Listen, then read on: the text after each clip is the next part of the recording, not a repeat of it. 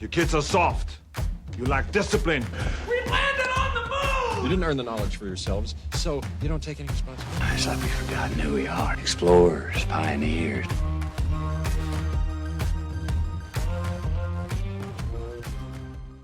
All right, so you just walked into the consultation office here at the farm. We're going to redo a functional medicine consult, and we're doing that functional medicine consult with none other than... Dude, she's just smiling at me. I thought she would say her name. This is Sloan Beard. I thought you were going to say, with my lovely wife. Yeah, that's what I was... Yeah. My better half, Sloan Beard. That's all I was going to say. Let's see. You did it better than me. Yeah, she actually works here. So she's here today. Not working today, though. Working behind the scenes. I like to count my Mondays behind the scenes as work.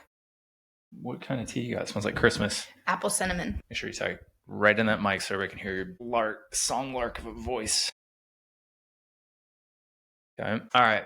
So yeah, we have done some fashion of functional medicine at the farm kind of since the beginning. I was just talking the other day how we threw away like $500 worth of standard process supplements in our first year because we didn't know. But it's evolved over time. My real quick caveat on all this is I've definitely changed my opinion on functional medicine as it applies to how we use it and what we use it for. I just think we need to realize that it has a medicine piece on there, that we wouldn't take ibuprofen. I didn't need ibuprofen. It's not a supplement. It's something to help treat headache, which, did you know ibuprofen is synthesized from petroleum? I didn't know that until yesterday.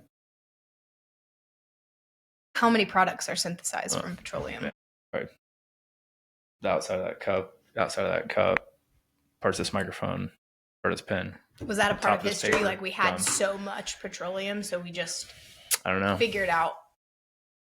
Well, the whole, I'm not going to, Brigham Mueller will talk about petroleum industry. Yeah, whatever. But what I was going to say is I've changed. Medicine is for things that are wrong with people. Health coaching is for, you don't just hire a coach because something's wrong. You do it to get better.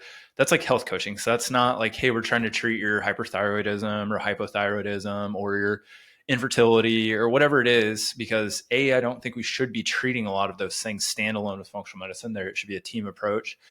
And then B,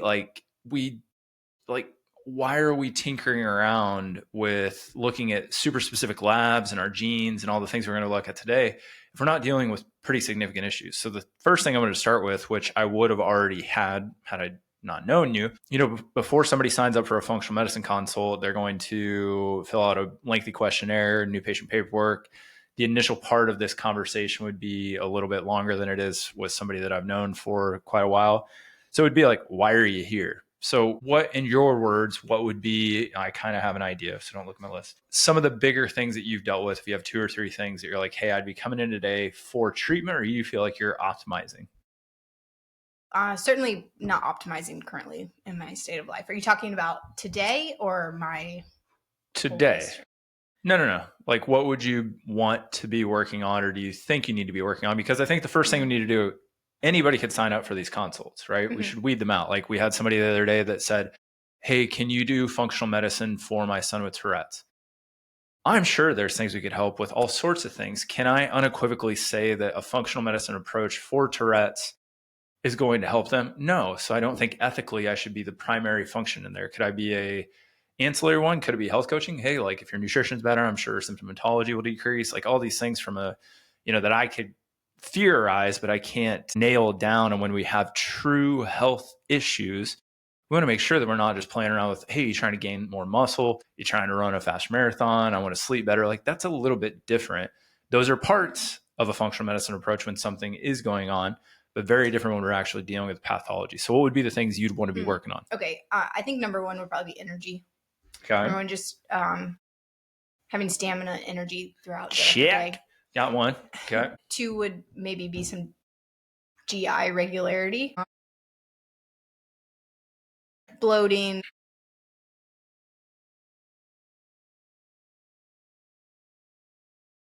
So energy, GI regularity with bloating. I feel like I've always had maybe that few extra pounds that I would love to not have. And then 4, if we're looking less day to day and more like sorry, I choked on water. More of a performance goal, and I don't know, just have more endurance stamina while running.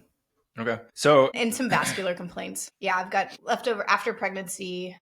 I mean, I dealt with some spider veins and whatnot in my lower extremities before having the girls.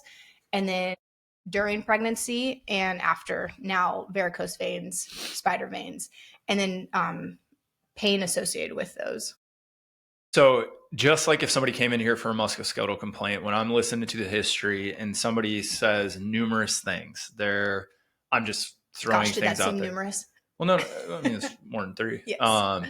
When they say numerous things, hey, my mid back gets stiff, my low back's my chief complaint, it really hurts. My hips tend to get really stiff. Like, I'm trying to think like, oh, is there like a key piece here that may be connected to all these things? So when somebody says just in this short, and again, I obviously know Sloan, so I have, privy to information, but if somebody said those things like, man, I'm hanging on to some extra weight, having some energy issues, I'm dealing with some GI irregularity, maybe not the varicosities. Like we could even tie that in. Just those 3, I'd be like, probably, I can't say definitively a tie, but we'd be like, oh, there's probably a thing we could work on instead of like trying to tackle each one of those separately. I get that everybody would probably understand that, but the more we can understand a systems approach to health instead of, hey, we're taking care of your knee, hey, we're taking care of your GI thing. It's like, what? Like, keep asking the question of why or why not, and that it should be the functional approach from a musculoskeletal standpoint, or from a whatever we say medical or coaching standpoint. And we want to first, when somebody comes in with a low back complaint or a health complaint, we want to say systems health complaint or problem, like Sloan's saying, the first thing we should be ruling in or out is what? Do you have an injury or not? Or do you have a medical like ailment or not? Do you have a pathology? Because again, should I be treating these things? If somebody has a fracture legally in our state, we shouldn't be the primary treatment function for that.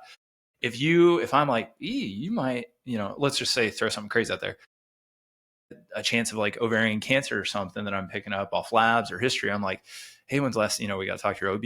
And I'm not the center of care at that point. I only become the center when I can rule those pathologies out. Well, we can be the center of a lot of things on the musculoskeletal side, but we need to know if we're treating an injury or not. So in this scenario, how do we do that? We listen to their history. Past health history matters. I mean, she's had 2 pregnancies. Both pregnancies resulted in varicosities during the pregnancy. If I just give my brief history from my standpoint, acting like I'd listen to you, knowing, a competitive gymnast with, I want to say body issues, but trying to manage weight, for a lifetime of a sport, then getting extremely lean right before having babies and doing some bikini bodybuilding stuff, then getting into CrossFit, putting on more muscle, but still super lean, and then having some reproductive fertility issues. They're like, oh, okay, we know that past history, and we know that there's a thyroid history here as well, but we're saying, well, what do you show me today? Because the first thing we would do is, hey, you don't have any major pathology been treated for, really, besides thyroid medication and some cardiogenic syncope at a super early age. So next thing would be labs. So labs are a snapshot of what's going on today. That's all it is, right? And if we have a history of labs, like I'm a nerd, I have an Excel spreadsheet of labs for the past almost decade, you can get trends, but even with trends, it's still like, why do things change? Why didn't something change? That's what we're trying to do. I'm not going to share Sloan's labs on the screen just for HIPAA reasons and things like that, even though she's my wife, I'm sure she didn't care, but when you look at her labs, you're like, it looks pretty normal. The thing that I think was going on, I think we both agreed with this, these labs are from a while ago, but when we looked at this, we're like, oh, I think you were either sick right before this or coming off the back end because white blood cells were a little cranked, and your BUN, or basically like how your kidneys are kind of functioning, was a tiny bit high, and then your BUN creatinine ratio tiny, like we're talking tiny bit high, 1 point over on both those, or 2 points on one and one. And then carbon dioxide, which, knowing Sloan's history, it's better now, tends to have a challenge with like staying hydrated. So we also see on our labs like albumin's a little high, the carbon dioxide's a little, like all these things for me could be just dehydration issues. And then you pair that with a little illness, you're like, oh yeah, it's going to throw things out of whack. But if we looked at her labs in general, like, it looks pretty good. Even when we look at non-pathologic ranges, which we do look at of normal and then optimal ranges, everything's pretty good, even your thyroid panels, right? So we know her history of that. She's not on thyroid medication anymore. How long's it been since you've been on thyroid? 2 years. With Synthroid? No, Synthroid and then Armor. Yeah. So we can say, hey, we have this snapshot that's not unequivocal. We can say, hey, there's a few things that are off, and that's just looking at the lab core lab values. But then we can also go in, like I said, there's optimal values on these things. Like one of the things that's in the normal range that is not where it should be is vitamin D.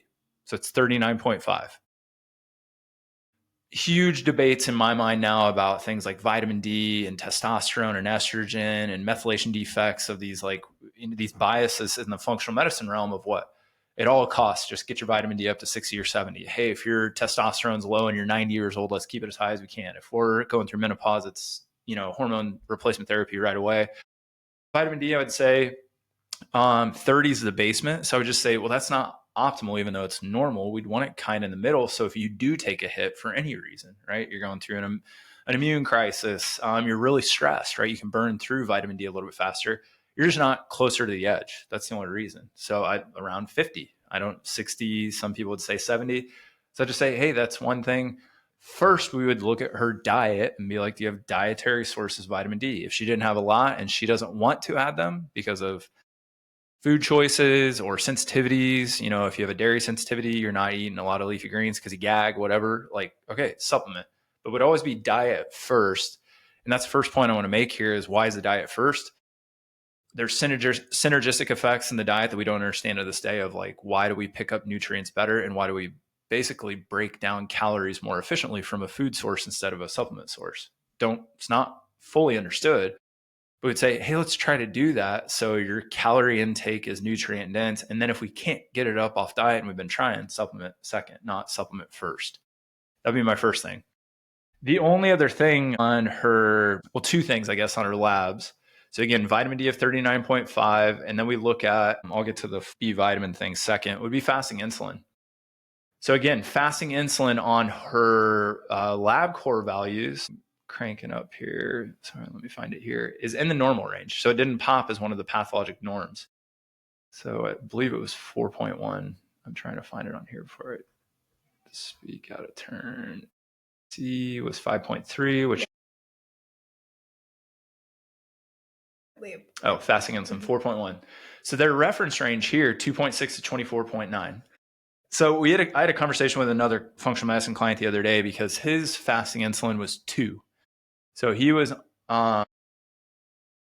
technically in the lab core values, he was low. So it did get flagged. He was under the assumption that low fasting insulin was a good thing, like low-ish, not super low fasting blood sugar is a good thing. Not necessarily, because why? When I eat food, I want to have some insulin kind of, present in the system so I can gobble up a lot of those accessible carbohydrates and shuttle them to the appropriate place really fast, like liver, muscle, and your brain. That would be the first thing we want insulin around for. If I go through the whole insulin resistance and then insulin burnout cycle, what do you end up with? You're type 2 diabetic that's insulin dependent. That's where you don't make enough. So sometimes it's more accurate instead of looking at A1C, because A1C is basically, the test of A1C is looking at how you glycate a red blood cell, right? Is there sugar attached to a red blood cell? And it's looking at that because why? That would show you the long-term, basically blood sugar level in the red blood cells, not just at a snapshot like in the plasma. So it can be a good test, but there's also genetic things that can set you up for a higher A1C, a lower A1C. So it's not as great of a test as we thought it was. So on some people, that fasting insulin is going to paint the picture of, what are we doing from an energy crisis standpoint? So if it's really high, you might be going through that first phase of insulin resistance where you're like, I need to make more because it's not that sensitive, right? Which gets into, we could talk about vitamin D and other hormones and how we increase insulin receptor sensitivity. So with it being a little bit low, and her fasting blood sugar is, fairly normal. I think it was in the 90s on this. We want to kind of say, hey, maybe we could get that a little bit better. We'll talk here pretty soon because I'm going to go through this just like I would with a client on what I would give from a, prescription or suggestions towards the end. The only other thing is your folate. So at this point, were you taking any vitamins? So this was from May. So this is a while. This is October now. Were you taking any of the prenatal still or anything? Not on a daily basis. So when we look at Sloan's folate, it's high, right? So her folate on these lab core values, I think, is 8. if I can find it again. Yeah, 8.1. So 3.0, it says greater than 3.0 is normal, but then you look at the reference range, there's kind of an upper limit where you're like, that's like too much. If you're not taking any and your folate is high, which they're testing serum folic acid, there's two possibilities. You're either not utilizing folate or able to basically conjugate it, which could be methylation defect cofactors, or you're eating a ton of what they're testing here, folic acid, which is basically the fortified version, if it's even a version of folate, that they don't necessarily, it's not a food additive. They spray it on foods before they actually go through food production, the biggest crop being wheat. So if we eat things like typical bread, cereals, other processed crackers and stuff like that, fortified foods have fortified B vitamins on them, B12, which is not methylcobalamin, it's cyanocobalamin. You have folic acid, and then you're going to also have, I'm blanking on one more. You're going to have another B vitamin that are all basically the lowest bioavailable forms of those B vitamins. And then with folic acid, we could go down the hippie trail of, it's been proven, in multiple studies that folic acid is not only hard for people to use, right? If we need source of folate, that's why if we want to avoid like neural tube defects and things from, embryological development when we're pregnant, we want to take folate instead of folic acid. Blackjack Education. That's my little pet project with Dr. Audra Lance out of Nashville, Tennessee. And we have 2 great courses coming up for you in 2026. So we're kicking off the new year right with DNS Golf right here in Birmingham, Alabama. 2 days at the farm, 1 day at Greystone Country Club. And we have Greg Rose coming in from TPI. We have Mark Blackburn, one of the best coaches in the world. We have Brett Winchester, the legend himself, and little old me will be helping teach a little bit as well. So you can go, again, blackjackeducation.com to check that out. Also, the last weekend in January 30th through February 1st, we have Dr. Richard Olm coming to Nashville, Tennessee for DNSB. So if you're looking to up your DNS game in 2026, the best bet in clinical education, blackjackeducation.com. The big issue is that they're neurostimulatory. So when we get into Sloan's genetics here pretty soon, you're going to see that she has some genetic precursors or variants that are going to set her up for some mood regulation issues. Then if we have the addition of folic acid into the diet, it's just going to make that stuff worse, which gets into the books like by Ben Lynch, where he talks about dirty genes, that it's not turning a gene on or off. It's basically moderating that gene's ability to do what it's supposed to do, whether we want it to be fast or slow. And if it has a tendency to one or the other, we can push it the other way through diet, lifestyle changes, exercise, supplementation. So that would be one thing that I'm looking at of, okay, she wasn't taking any extra folate. My assumption would be, even though Sloan tends to be gluten-free 90% of the time, is that it's in her diet, right? And that folic acid is sitting in the serum. And then I'd be like, well, do you have any like mood issues where you feel like you go into highs and lows or anything like that, or you get a little overstimulated? We got 2 little kids and I know the answer to that. So be like, hey, we're going to cut that stuff out, not supplement with methylated B vitamins. So I'll do a separate video, which I'm getting ready for, on methylated B vitamins, the whole reason that methylation defects occur from an evolutionary standpoint, and then maybe some better approaches to normalizing that functional pathway.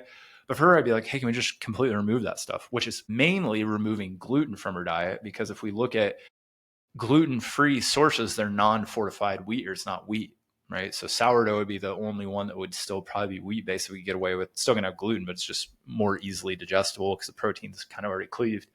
So just be like, hey, let's remove it completely and see if that normalizes. That'd be my big thing. Now, if it drops low, okay, now we got to think about, do we need some sort of supplementation? But the other interesting thing is her B12 is like pretty good, right? It's 478, which is right there where we kind of expect it to be if we're utilizing it appropriately. She also doesn't have any iron issues, which if we had that, we'd assume B12 would be kind of associated with it. But from her labs, besides the maybe possible dehydration, post-illness, or a small infection going on, fasting insulin and vitamin D, and then folate, those are the things I'm pulling from her labs. Then what I'm doing is I'm going to say, okay, Sloan, let's look. And we use 3x4 genetics. So 3x4 genetics uses their own kind of algorithms. And it's kind of cool because they give you basically, I like the categories towards the end because they give you recommendations on diet and exercise and things that I think are pretty broad based. They also give you a laundry list of supplements, 30 supplements for everybody. It's like, that's kind of overkill. So when you look at their gene results, what I try to break down for people are they'll show these protective genes.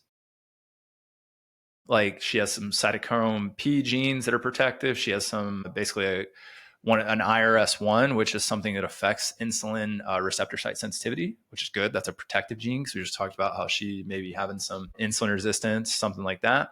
So she has these protective genes. Well, then I take those and pair them with, they have this very high category. So what that means is these variants are usually double allele or homozygous double alleles are going to be the most probable gene variants to express themselves in some way. Whether it's a slow gene, a fast gene, this, that, or the other. There's a ton of other gene variants. It shows everything. And it goes through low, medium, high, and very high. And then I try to say, hey, there's a breakdown of the most likely things that will affect you. Are we seeing any of those show up on your labs or your symptomatology? All right. And then we'd say, what do we want to do about it? And that gets into the recommendations. So what that report looks like for people, I might put a sample report with no names. Why is this not letting me scroll?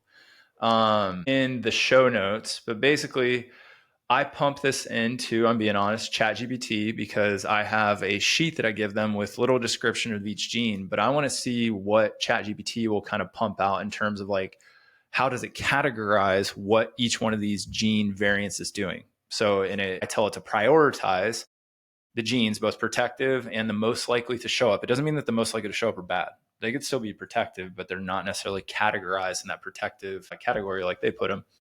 The first two that show up are going to be her methylation defect genes and then one carbon metabolism, which gets into, these are the neuromodulatory or behavior genes. The biggest ones for people being MAO and then COMT. So she has for MAOA and COMT, she has the double homozygous allele version of both of those. So COMT basically affects your breakdown of dopamine. MAO is, if you think about things like DMT and LSD, are going to work on monoamino oxidase receptors. So these are two big mood regulators. In particular, that COMT is one that's going to be affected by methylation pathways, which means it's also going to be affected heavily by that folic acid irritation. And I just think of both of these as, this is maybe not quite right, but I explained it to the patient. It's like the folic acid or the neurotransmitters are dancing on your nerve endings, and they're either tap dancing doing Irish clogs or they're like being a ballerina, and you don't have anything in between, right? So it's either it's super light or it's really heavy, and then folic acid comes in and usually turns music up, and like it's usually Irish jig music, and it's just like stomping you to death, which means you do what? You get rid of it faster. So you burn through it. This is kind of no different. I'm not saying Sloan's ever done drugs like this, but if you do cocaine, you're getting what? Getting a huge dopamine hit. That dopamine hit is fast acting. When you come down from cocaine, what do you feel? I want more, because you kind of go into this depressed cycle. That's what people with these variants can kind of go through, which it says in this implications for these genes with the methylation defects. Neurotransmitter imbalances, mood swings, poor histamine clearance. The histamine, which we'll talk about here pretty soon, can play into both. That's a neurostimulation or neurostimulatory thing within our bloodstream, but it also has an effect on what? Your vessels and your vasculature. So like if Sloan gets into a hot tub at home, her, varicosity stuff itches and gets really bad, because why? You're releasing histamine as you release, basically vasodilate, you vasodilate via nitric oxide release. That nitric oxide uses histamine to break itself down. And then that histamine would create the itching and things like this. So knowing all that, we'd say, you'd be like, well, I thought we're supposed to take methylated B vitamins if you have these methylation defects. Again, look for that video on why or why not. But I'd say, well, yeah, your labs show that you may have a little bit of that going on. But before I would add, I would remove. And I'd be like, are you completely removing those folic acid sources? And if she said no, I'd be like, let's do that first. It'd be no different than if somebody came in and I'm like, I think you're a little, have a little bit of sensitivity or allergy to casein A1 or dairy. And I'm like, hey, there are certain types of dairy, like hard cheeses, like Parmesan cheese, that usually don't bother people because, again, basically the process of how that cheese is made. Why am I blanking? How's alcohol? The fermentation process that makes that cheese breaks down a lot of that, the sugars and the proteins that can be responsible for the histamine response. But if somebody's like, well, I'm just going to eat Parmesan cheese and take all the other stuff, I go, no, let's just take it all away first. Then you can try to do the stuff that's not that bad. So it would be like, hey, you don't even get sourdough for a while. She'd be like, get rid of it. Maybe you retest your labs. How long does that take to change? I don't know. The B vitamins, are water soluble. Well, also my B vitamin is fine. The folate was high. Yeah. So it's not low. The other levels are normal. normal. Well, we only tested B12, but yeah, if we did, and again, the other thing is these are serum. So this is not red blood cells. So it's kind of like the A1C test. When we look at serum levels, it's not showing that you're using it, especially with B vitamins, because B vitamins are used as cofactors for binding iron. They're used for intrinsic factors in your stomach. So like once they're kind of used for cellular activity, we can test them a little bit different. And B12 in particular, because of its function in the digestive tract and with somebody that's having GI issues. It is a test. It's telling us it's present. You're not burning through it or it's building up. But if we wanted to really figure it out, we would do basically RBC levels of, things like folate and B12, just like omega-3s. It's a much better test to do an RBC level. So that's our first category. So again, it's going to pump out all these recommendations. What is its first one? I'm saying ChatGPT, methylated B vitamins. Now it does say low dose. And why does it say low? It says start low to avoid COMT overload. Pumping more B vitamins. B vitamins are still neurostimulatory. That's why they have B vitamins in all sorts of energy drinks. It doesn't matter what methylation form or methylated, non-methylated form it is, it's still neurostimulatory. It's just a little more hard for your body to process when it's in certain forms, like that folic acid form, because you're not able to methylate that or not able to methylate it very easily. So we would start slow. What's the slowest way? Do it through your diet. Don't take supplements. Like I said, add B vitamins through your diet. I get that that's tough because of soil quality and food quality. I get that. Then it talks about things like SAMe, which I always think of as like a kind of hormone modulator type supplement. Trimethylglycine, which has to be present for all of the other methylation pathways to take place. So if you're not taking methylated B vitamins that doesn't have trimethylglycine in it, you can have problems. That's just an aside. Magnesium glycinate, which she chugs down every night before bed. She's already doing that. And it says for neurotransmitter balance. And then DAO enzyme or quercetin, that's for the breakdown of DAO, which is part of that MAO gene. So my other thing with that would be, can't we just try some lifestyle stuff? Can we just say, hey, if you're feeling really stressed out, instead of like grabbing a drink or having a little freak out, can you like have a little breathing protocol? Hey, when you get done exercising, when you're in that sympathetic state, can we have a ramp down into parasympathetic? Can you spend some more time on the PEMF mats, do a little infrared sauna, and all of a sudden you're like, I don't have to take a DAO enzyme. Why would I have somebody take a DAO enzyme if they're having a massive histamine response? So that's where quercetin and that can really degrade the histamine response. Histamine, again, neurostimulatory, but histamine response of flushing, itching, urticaria, hives, diarrhea. I mean, that's like an internal hive sometimes of the GI tract. Then I would use it, but I'm using it as a supplement to abash symptoms, not as a long-term approach to like make somebody feel better. So that's number one on there. Their second one is it gets into her genetics is talking about detoxification and antioxidant systems. So it goes through glutathione pathways, mitochondrial oxidative stress pathways. It gets into that cytochrome P pathways, which is saying, I don't know if you have caffeine in that tea, fast caffeine metabolizer. And then in those cytochrome P pathways gets into estrogen metabolism, which can play into everything from endothelial health to fertility to menstruation. That is way more complex. We're going to kind of dive in as far as I would go on a first visit with somebody and say, like I said, are we trying to find a central theme or a pillar to work on and then move out from there, which sometimes just like a case on the musculoskeletal side, you say, hey, now we got to dig deeper. We dig deeper. Or you're like, man, we knocked down 4 dominoes just by going after improving vitamin D levels, improving vitamin B levels. The lifestyle things that are going to be neuroregulatory or mood altering also have a cortisol effect and a overall stress relieving effect. The stress isn't going through vitamin D and cortisol burnout. And all of a sudden you're like, I just feel pretty good. It's like, well, what do we want to go off of? Your genetics or your symptoms? I don't think you can treat genes. I mean, are we CRISPRing her in here through functional medicine? No. It's like, can we get these things to change? If we get them to change, cool. Like we don't have to keep optimizing. We don't have to dig into the functional medicine of everybody's got to take methylated B vitamins that's got methylation defects. Because if 50% of the population has them, we'll get in that video. Yeah. Recommendations, laundry list of supplements again, N-acetylcysteine, liposomal glutathione, which my quick and dirty on that is you need to look at a bunch of other genetic pathways before you just take a bunch of glutathione, because if you don't have good phase 2 detoxification pathways, you will ramp that up and basically like tell your mitochondria to F off. And that's not the best thing you want to do in the world. The other reason to be a little cautious, just based on, you'll know, because you'll know how you feel, doing like glutathione pushes or IVs. They're not a bad thing, but for the wrong person, they're not great at all. I'm one of those people. Things I do like, it says broccoli sprout extract. Why don't we just remove the extract? Like you can just eat some broccoli sprouts. And now we're, because this says induces phase 2 detox. CoQ10, which not a bad option for Sloan, because why? We can also talk about insulin receptor sensitivity. So vitamin D, hormone receptor sensitivity overall, right? Then we can get into, CoQ10, but I would also say we're going to go after a lifestyle play because it's not that bad. We saw your A1C is a little higher than we like, 5.3, maybe we went closer to 5 for most people, barring genetic changes.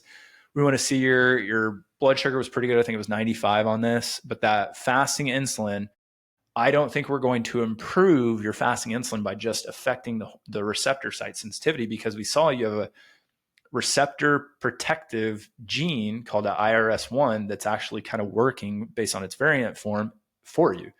So if that's the case, I'm not going to bank on the receptor sensitivity. I'm going to bank on producing insulin, which means we need to shuttle carbohydrates or glycogen to the correct sources as efficiently as possible. And then it says down here, we're just getting a little hippie, limit alcohol, fried foods, plastic xenoestrogens. I'm not saying hippie, but it's getting pretty specific.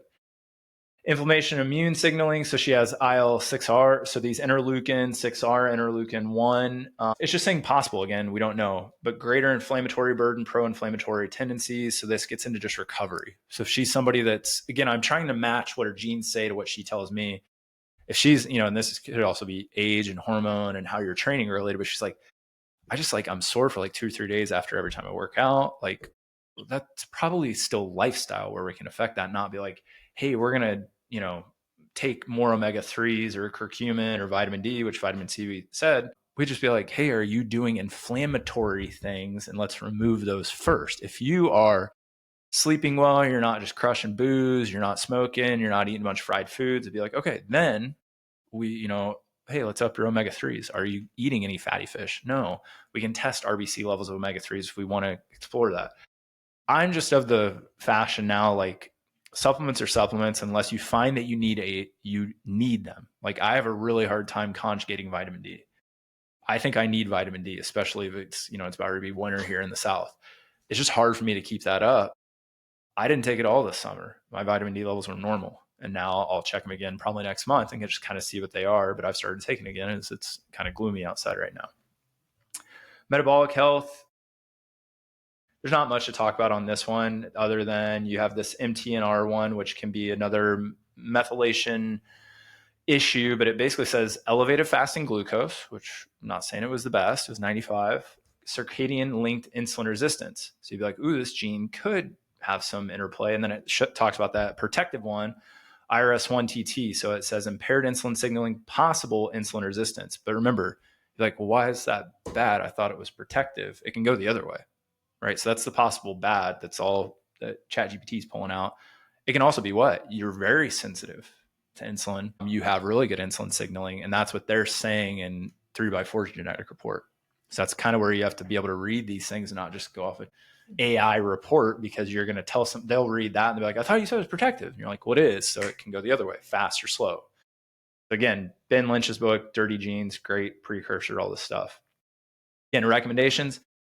Berberine and inositol are very common insulin sensitivity supplements. I'm not doing that first. We'll use those if we need them, right? Not a bad play. I think I also know that Sloan just ordered berberine for herself.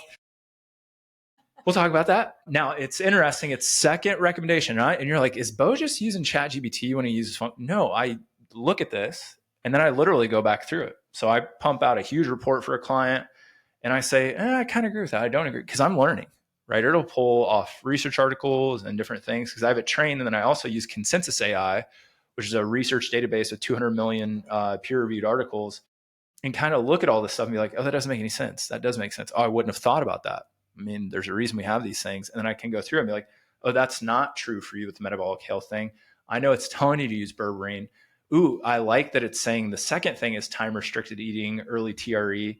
We're not going to do that, but we're going to make a dietary lifestyle change first, and then we can move into the berberine, it's saying Mediterranean style diet, and then we're back to magnesium. And it says, if not already addressed, which it is. This episode of the Farmcast is brought to you by RockTape. Use code FARM20 for 20% off their core courses at rocktape.com. It includes everything from kinesiology taping to vibration and mobility training. We use RockTape here in the clinic. We use all their tools. We've done all the training. It's all worth its weight in gold. So again, use FARM20 at rocktape.com for 20% off. Cool. Getting down to the last one, it goes into a little bit further, like the cognitive aging, neurologic health, which I would also play back into the monoamino oxidase and COMT genes. But if you're familiar with the FOX gene, this is one that, is loosely related to dementia and things like that. And then we all know, or we kind of typically, it says even here, this TOM, that's TOMM, this is one that can be linked to Alzheimer's. So there's about 8 genes that are linked to Alzheimer's now, and that's if you have the variant. What we always try to tell people is linked to. Now, why are those linked to? And I think this is kind of interesting. From an evolutionary standpoint, these genes that are linked to higher risk of Alzheimer's, in particular the ApoE4, is a coagulation gene. So it's either you're going to have lower, if you have a certain variant of ApoE, you're going to have a lower proclivity to coagulate. That means when you get cut or have internal hemorrhages and things like that, get sewed up faster or slower. So the thought is when I have a bunch of these genes that are playing on this coagulation or healing pathway, some on the inflammatory pathway, those would have been great if I was a Neanderthal and I get my leg sawed off by a saber-toothed tiger, that I don't die. When we only live to be 29, 30 years old as a caveman, if that's where he came from, that's great. If I live to be 70, 80, 90 years old and I have this kind of, I'm having micro traumas, I'm getting concussions, I'm, having little dissections and, bleeds that I don't know of that my body's healing, that might not be great because that can run amok. And now knowing that the neuroinflammatory process is 100% linked to diabetes, which is type 3 diabetes. With dementia and Alzheimer's, what we want to say is that neuroinflammatory effect, you're just healing that faster if you have these genes, which ends up being a bad thing. So again, a good thing run amok, fast, slow. That's what that's going after. So it has some things in there of altered GABA signaling, reduced dopamine receptor sensitivity or density, and then a longevity gene variant for that FOXO3. So it's saying things like lion's mane, ashwagandha, choline, which, is going to play as another cofactor for a lot of our processes for energy production. And then it says avoid high sugar, stimulant lifestyle patterns. I'm not opposed to things like lion's mane and ashwagandha out the get-go. So ashwagandha being an adaptogen can be important for hormone support or recovery from working out. Lion's mane, notorious for cognitive support, and it says BDNF, which you're also going to get that from things like exercise and sauna and things like that. Not opposed to those because those don't have a specific effect. They're very generally broad. Those are also basically food items.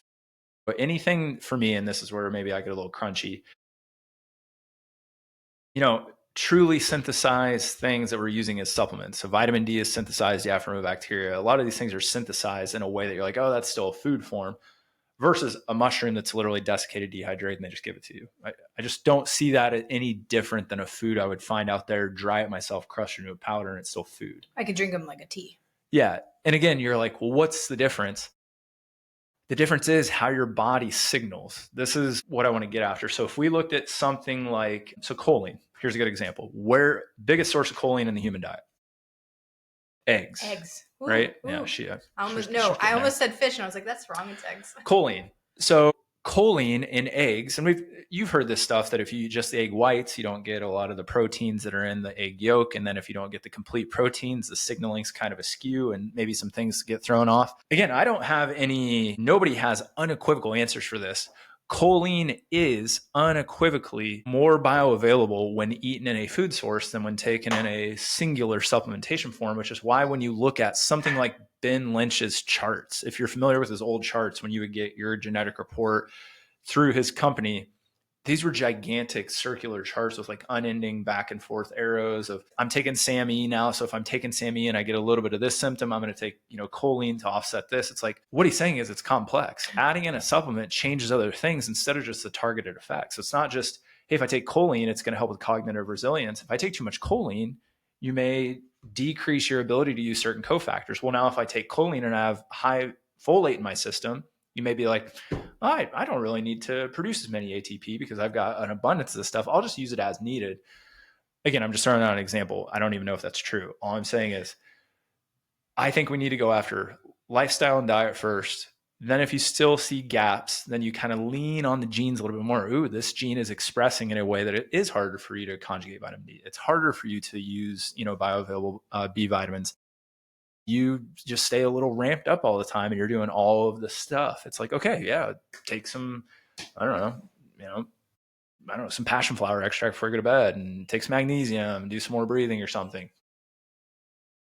That's what I would go after. Her last one, she's not training for the Olympics anymore. So now it's saying it says performance and recovery. So it talks about a fast twitch muscle performance genotype, which our kids both have, and then one of them has a low recovery, one has high recovery. Does that mean one of them's destined to fail and have more injuries? No, but it's just proclivities. Another one, it says Beau snips this ADRB2. That's basically a down-regulated ability to use adrenergic hormones. So what's that mean? You go into the weight room, you work out, you get, a little bit of a pump. The hormones that are going to go towards synthesizing muscle and proteins and reducing fat is what it points out in this one, are going to be a little bit harder to kick up. So what's that mean? And it literally says homozygous double allele of both SNPs. So that means, hey, it may be harder for you to get induced fat loss. That was one of her complaints. Am I saying, oh, look, this proves it? No, I would never say that. Somebody would say, what are we doing in our day that may be equating to I'm not losing some LBs? I'm sure there's things in all of our life that we could be like, oh, yeah, I'll do that stuff first. And you're like, this is really tough. Then when we would hone in, interesting thing with Sloan, endurance favoring ACE2 gene, right? She's like, yeah, okay. But lower power profile. Very interesting. She's been a power athlete her whole life, right? So I don't know. These things, like I said, are they presenting or not? We're trying to figure that out. But it says focus training on aerobic endurance with occasional hit. Creatine monohydrate, which I think it's going to give that to anybody nowadays. And then L-carnitine for fat metabolism and support. Basically, that's supposed to up resting metabolic rate a little bit. It can even help with protein synthesis or muscle kind of production post-workout. I would 100% go lifestyle before I give anybody any of those things, even creatine. So I'm going to stand on my own little soapbox here and say, I know the 5 grams of protein was long-term recommendation for both muscle gain, shuttling fluid into the muscle to make recovery a little bit faster. So you basically build lean muscle mass easier.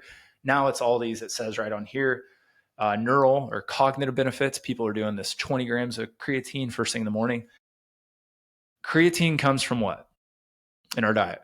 Meat. And the whole idea is creatine is it's almost like a byproduct of the breakdown of the proteins within the meat. So we can't get enough creatine from our diet for these things. I don't know. Maybe this is just me being an idiot. If I have to take 5 grams, and a lot of the people that we see in the health and fitness world that are taking creatine are already doing what? Eating massive amounts of protein and meat in particular. Like red meat and these things are where we're going to get our creatine sources. Just like the methylation defects are present, and, depending on who you listen to, 45 to 50% of the population, if we all need this creatine because it's such an offset and we can get it from our diet, is nobody asking the question, is there not there's no way there's not a negative effect. Everything affects everything. So if I take in particular a mass quantity of creatine, and I get what the function is, right? From a cellular function to a macro function of what it's doing with fluid extravasation within the muscle, there's got to be a deleterious effect or an effect, right? When we say side effects of drugs, they're usually just effects. They're known effects, and we call them side effects. Well, no, we knew that was going to happen. Shit, it's not what we were trying to get to happen in you. So yeah, we take ibuprofen to reduce our headache because why? It blocks a pain pathway. Well, kind of the not so fun thing to talk about is what? It's a little harder in kidneys. Okay, why? Well, it's a known effect. It's not some people. It is hard on everybody's kidneys. Same thing here. I'm trying to play the long game of and I took it in high school, which was 20 some years ago, which was probably who knows where it was coming from. Who knows what you were taking? Probably not creatine. That's when people still thought it was going to shut down your kidneys. And I think a lot of that was misnomers of creatinine and creatine and all these things, but there's no way that especially that much in your diet, that it's that hard to get out of your diet. That's the thing. When something's that hard to get, and it's just like, I was reading a book, it's called Braiding Sweetgrass, and it's talking about basically native influences within the health system and how we live in an ecosystems approach or don't live in that anymore. It's talking about something like a walnut, right? Which is a total side tangent, that trees, nut or fruit bearing trees, will do it in basically waves. So every few years they'll drop a bunch of nuts, and they all drop their fruit at the exact same time. So why? So all the animals pick them up at the same time, because if one tree dropped them, it would eat all the animals would eat all those nuts. So if they all drop them at the same time, they stand a chance of some of them not being eating, turning into trees, and then they won't produce for a bunch of years, or not produce as much. So they have these kind of like bounty years. So this woman that's telling the story is saying, hey, they used to collect a lot of walnuts. She talks about her dad being a kid, taking off his pants, tying the pant legs in the bottom, filling with walnuts, take it back home. But they're like, the amount of calories and fat and protein in one of those walnuts, but there's also a lot of things in those walnuts that, aren't great to eat a bunch of at any one given time, that can be deleterious to your digestive tract. So it's like, it's a good thing. All the things in a walnut, for the most part, fat, omega-3s, protein, vitamins and minerals. And then you're like, ooh, but some of the things that could almost turn into a poison. That's why if you like sat there and boiled walnuts and drank the water, like you would just start like pooping your pants. Great things. In mass quantities, not so good. So I don't know why fish, great. All fish for the most part have mercury that's not coming necessarily just from like human-made sources. Like this has always been a thing. Too much, not good. Protein, now I see research articles out there. The more protein you eat, we see that your muscle synthesis pathways stay turned on for like 48 to 72 hours longer if you eat a bunch of protein. We don't talk about the digestive process that has to take place for that then doesn't allow for what? Cellular repair, muscle synthesis, because all of your efforts and blood and all these things are going to breaking down a giant bolus of meat. And I just think it's kind of crazy that we're just not thinking about it. So total side tangent.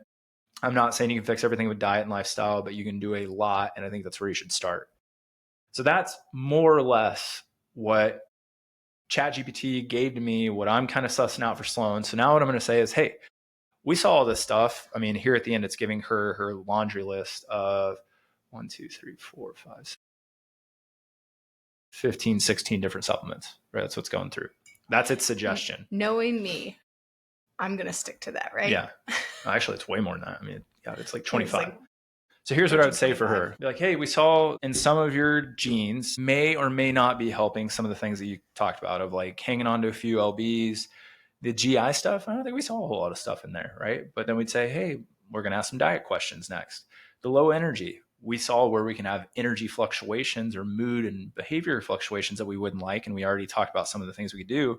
Those could also be related to your insulin resistance and a little bit of, so like all these things we're trying to hem into say, all right, Sloan, I think the first thing we need to do is increase your fasting insulin production, which will in essence make the shuttling of available energy post-workout or throughout your day better, which should create a more even keeled energy throughout the day without lulls in it. Mood may follow that, or it may not. So we're going to have a secondary plan for mood and the feeling of maybe overstimulation, barring that we can't just lock our kids in a room for a little bit. So that would be one thing wrapped up. Is that the lifestyle modification we're looking for? Chain them up. So I would say, hey, there's this fancy little way of basically eating very little carbs in the morning, a little bit at lunch, and then most of them at night. We won't do this forever, but it's called back-end carbohydrate loading. And, everybody from endurance athletes to people that are looking at insulin resistance can use this to basically make the process of insulin sensitivity a little bit better. So how you explain this is you wake up in the morning, cortisol wakes you up. Cortisol then is going to have basically a push of insulin because it's going to say, hey, I'm getting ready for something. You're not having a lot of fasting insulin, so that's not great in the morning, we would assume, right? So we want to say, hey, let's not bombard the system with a bunch of carbohydrates. Let's give it protein and fat, which the protein and fat also help blunt the cortisol curve, especially if we're going to wake up and drink some coffee. And let's make sure that if we're going to drink coffee, we try to eat within 30 minutes of drinking that coffee, or at least before, right? So we don't have another cortisol surge and we don't have any calories to help blunt that, in particular fat to help slow down caffeine metabolism, because we already saw you're a fast metabolist. I guess speed it up in essence, right? Like not have as potent of a caffeine effect from stimulatory, but also metabolic. And then we want calories. So you actually, when you wake up and you have low fasting insulin, you're still going to break down protein and fat for some glycogen stores. And hopefully that's going into your muscle and liver, right? So you're like, in a little bit of deplete from recovery. Then you're going to go about your day and you're going to work out, you're going to get stressed out, you're going to do your thing. We're hoping at lunch, that you're going to have protein and fat, and maybe you have a little bit of carbohydrate. And those carbohydrates we're going to try to source from fruits, starchy vegetables, salad or something like that. We're not going to try to do grains or starches or things like that. Just again, make it very easy for your body to use what carbohydrates you give it to pull into the systems that you've been using, walking around, your muscles and your liver from just kind of bodily processes. And then if you work out, we're also going to make sure that we do, let's say you go for a run, you're doing your endurance training that ChatGPT told us we're supposed to do. We want to make sure that you don't starve yourself of carbohydrates. So if you go do a workout, restore. That doesn't mean that we're going to eat a bagel after a run. It means, hey, that, the typical 4-to-1 carbohydrate, to protein ratio in a smoothie, or I'm going to have, an apple with some peanut butter, something to restore that, but a little bit more carbohydrate. If you did more endurance stuff, if you just go lift weights, maybe it's same old. Then when we get to dinner, based on body weight and some assumption of resting metabolic rate, right? We're not putting in a bod pod. We don't know how many calories. We can assume based off a lot of equations, based on age, body weight, daily activity, what your resting metabolic rate would be. And then we add in your workouts and we're like, hey, you probably need overall 2,200 calories. I'm just making this up per day. Okay, so based on those 2,200 calories and our macro breakdown, for most people your age, your body weight with your activity level, are going to need about total throughout the day 150 to 200 grams of carbs. Most of those are going to try to be done at night.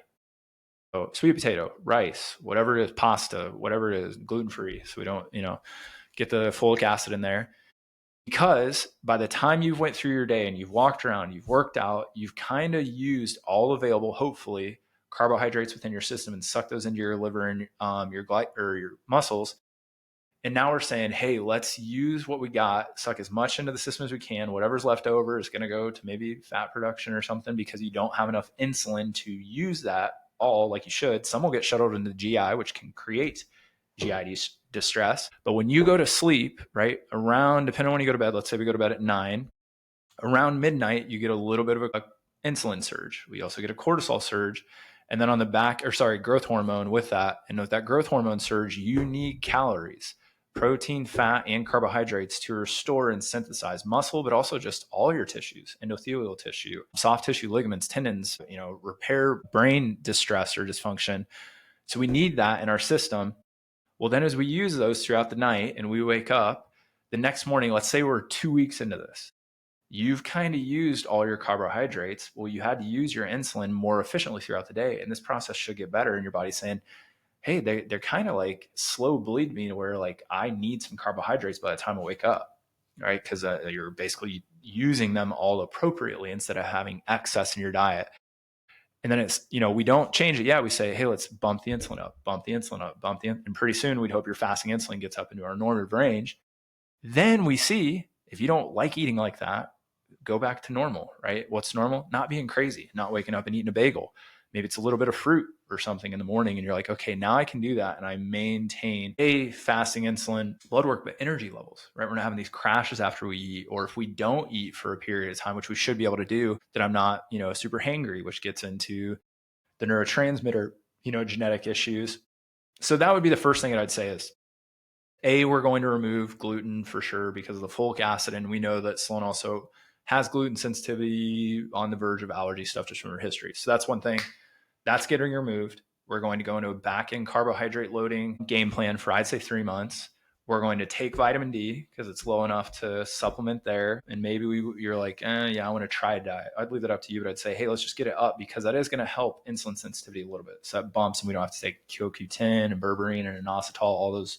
So it's going to help a lot of stuff, not just insulin sensitivity. So that's where my knock on like berberine is like, it doesn't have a wide breadth of function. It's pretty specific. The B vitamins we already talked about, that's a dietary play for right now. We're just seeing, can we get that through leafy greens and, eggs and meat, all these things that you get B vitamins from. That's where we're going to try to get that. And then I would literally say to her, I think our goal is energy regulation first. See what happens to your lean body mass. Just with dietary shifts, a great book of Do What Matters by Clayton Skaggs. He talks about doing the important things, whether that's home rehab exercises or dietary shifts, and not doing anything else. And where he sees changes in lean muscle mass and people dropping fat and they're working out less because they're basically just not doing the things that are inflammatory, or that your body, again, an inflammatory cascade in your body can do everything from what? Make you hang on to weight because of like cortisol surges and inability to repair. So you basically just kind of are in this like energy crisis, which if we took a huge side note, a lot of people might be saying, well, aren't there other reasons that you could have, low fasting insulin, or that, slight insulin resistance occurs from like a metabolic dysfunction standpoint that's not carbohydrate or diet related? Yeah, like we're seeing mitochondrial dysfunction run rampant, which is, well, ChatGPT picked up on that and told her not to have xenoestrogens, drink out of plastic bottles, and reduce her stress. That's what we want to do. So the last thing I talked to her about is, hey, based on mood and neurotransmitters and some of the things you've told me about, feeling overstimulated or anxious, we're going to have dedicated practices, morning and night, that are short. So it doesn't feel stressful to have to do them, but you have to do those. And then you also have like if you've ever seen the Rescue Remedy stuff they sell at health food stores, that you can take these lozenges that have basically things that make you feel better. No, you're going to have a little, if you feel, out of whack, maybe you do it with your kids to show them that you're mood regulating. You're going to take 10 deep breaths, or you pause. You kind of think, why am I, maybe there isn't a why. You're just like, I just feel kind of out of my mind. Then you just go to breath. You just go to a routine. Don't figure the why out. But if you're like, oh, I'm like kind of amped up because I haven't eaten, right? I'm kind of amped up because I drank 3 cups of coffee. I'm kind of amped up because I thought my day was going to go this way and it hasn't. I'm kind of amped up because I have a huge to-do list. If there is a why, maybe you can't fix it right then, but at least I think sometimes you put the why on it, you're like, okay. And then it kind of can diffuse it. If you can't, you need a physiologic, right? Not a psychologic, because the psychologic plays into that to-do list, figuring it out. A physiologic trigger, which could be, tactical breathing. So we exhale twice as long as we inhale, and we do that, with our hand over our heart for a little bit of resonant shift. And we do that for 20 breaths. And you do it with kids if you can get them to. I get that that's eye in the sky, like, oh, that sounds great. You got to do something. And that would be the biggest things. So one supplement, vitamin D, dietary shift, removing one thing, changing how we eat carbohydrates, and then some sort of stress relieving mechanism. That's it, which is already a lot, right? We talk about these supplements and all these lifestyle things, giving these plans. So I tell the story all the time. I had a guy that owned a big business around here, and he came to me, this is years ago, and he said, hey, I want you to take over every aspect of my health. And I said, okay. And he said, from movement to diet, all this stuff. So I made this giant spreadsheet. We did labs, we did all this stuff, and gave him a price tag. And he's like, okay, pay for it. It took all of about 2 months for him to say, this is too much. Like, I just don't want to do this. And he was like, I need to change my health. I don't, I want to live this long for my grandkids and stuff, because it was my fault. I overwhelmed him. I was like, hey, we have all these things. And even though I said we had a kind of a order, I gave it to him all. I should have just said, hey, here's these first 3 things, and never shown him everything else. You can talk about the plan, but don't show them. When I have somebody in here with knee pain, in my mind, after the first visit, I know everything from the beginning to the end. It's got options in there, what might happen. I need to be able to explain the pathway, but I don't need to give them all the details that overwhelms them. I mean, that's anybody, especially somebody that's maybe got anxiety and like a mood thing. Don't give them too much. That's something I didn't touch on in the beginning when you asked me just to kind of give a brief overview of complaints or my status, my health status or whatever. I did say low energy, but you know this because we're married and you live with me day to day. Yeah. But I describe it as operating at like my body's buzzing. Like I feel like I get to a frequency level where it's buzzing, and he knows that. And so I'll say to him, like, my frequency is buzzing right now. Like, so he knows that about me. I didn't go into that. Well, the other reason I wanted to give the behind the scenes on how I do this is if you're out there on your own, like, yeah, I do functional medicine consults. We can do those virtually in person. As much as AI is kind of an undecided good or bad thing overall, I can tell you one thing is if you can at least check the sources, and that's the hard part for maybe the layperson is like, is the information it's giving me true? Like that's still something you got to be aware of. You can do the same thing with your stuff. You can go get your own labs, right? You can get labs anywhere. That's what people are doing. So if you do things like Wild Health or Gary Brecka's 10X, or I guess it's not Gary Brecka anymore, 10X, all these companies are using an AI or an algorithmic approach to look at your labs. Mark Hyman's, Health. It's AI. There's no way that, I know they say they have a team of physicians. The team of physicians are doing what I'm doing. They're checking, right, these pumped out roadmaps. Because then here at the bottom of this whole plan from an AI engine, it says weekly notes for Sloan. Fasting window, consider 12 to 14 hour overnight fast. Cool. Maybe a little long. And if we're dealing with hormone issues, I'm not always about like intermittent fasting, but we use her normal fasting window of sleep paired with back end carbohydrate loading. And I think we can be really specific with her, which it doesn't say. So that's something I'd change. Next, it says no alcohol. That's because of the histamine response and the neuro dysregulation. And it says avoid high histamine triggers, aged, cheese, wine, cured meats, right? Both. She has a varicose vein thing that will be made worse. We talked about before in another video about the mechanical side of that and like a myofascial entrapment, which I think is a big part of it. But yeah, this is going to make that worse in terms of symptoms. Then it says rotate in high fiber days, lentils, chia, flax for microbiome estrogen clearance. I mean, if we have gut issues, not a bad idea. I'm not going to push anybody that says I've got gut issues right into what pre or probiotics. I think that's just another panacea approach to, yeah, that's what we do. Like why? Let's ask why first. And then monthly labs track, vitamin D. Cool, I agree. Homocysteine, why? We're looking at, can you convert, right? B vitamins from like methionine to the homocysteine pathway, and is there a buildup or a lack there? Fasting insulin, 100% agree. It says CRP. So we did high sensitivity CRP on Sloan, which was normal. And it says to watch that because why? It's knowing that I keep calling it, which I don't like.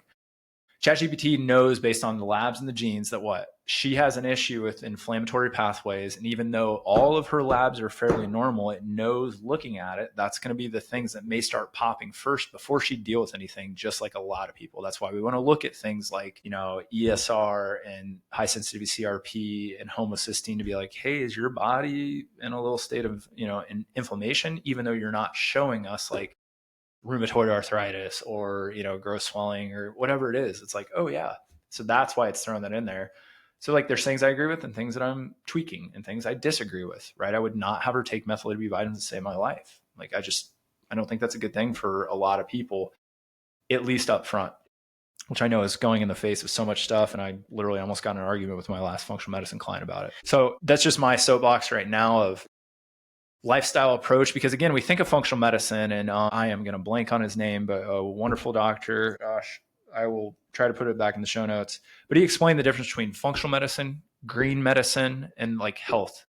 So green medicine is we think that diet is going to fix everything, right? We're like, oh, you just got to shift your diet, whether that's removal, adding in. We can look at maybe there's, functional medicine is just trying to figure it out.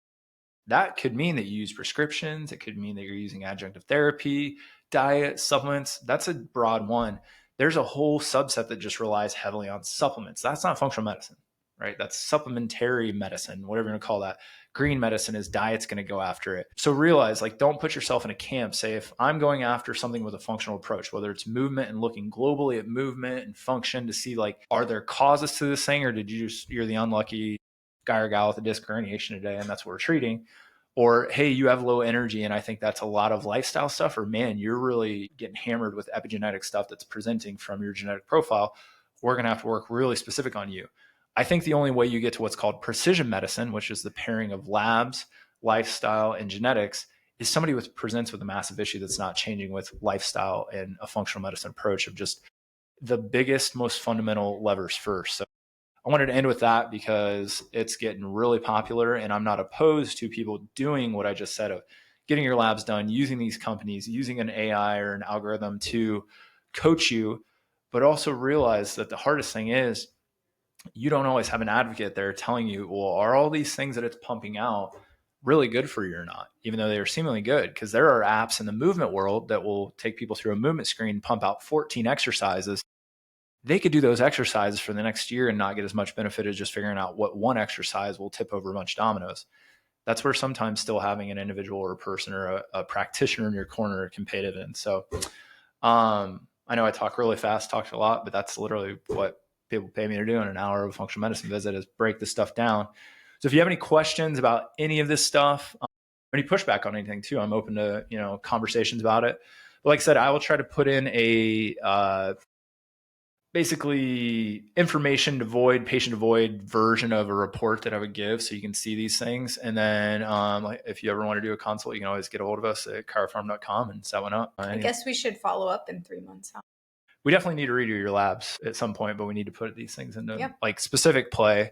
And I've done this for a long time with myself. That's how everybody interns in here always ask me, like, how'd you learn all this stuff? It's like, I had stuff going on and still do that. I'm kind of like, why is this happening? Whether it's low white blood cell counts that are seemingly not causing any symptoms, but are they, to just things that have been off of my blood work for a long time, the vitamin D issue. I mean, I was working with a functional medicine practitioner taking multiple different kinds of vitamin D. And they're like, oh, like, it's just really hard for me to conjugate from the non-active form to the active form of vitamin D. So I have to be really on it. And then that also goes into other lifestyle things. So I've done it for so long that I'm just like, I've had to learn on the fly. And then every time you're presented with a new issue that a client's complaining about or dealing with, you have to learn more. And that's no different than the musculoskeletal side. It's not like I walked out of grad school being like, got it all down. No, you're learning a little bit more every day. So yeah, that's why I'm always open to input and conversation. All right, let's get to it. We'll follow up. Thanks, guys. Thank you for tuning in. Please subscribe via YouTube, Apple Podcasts, or Spotify. If you like the message, please share it. We appreciate it. Thank you.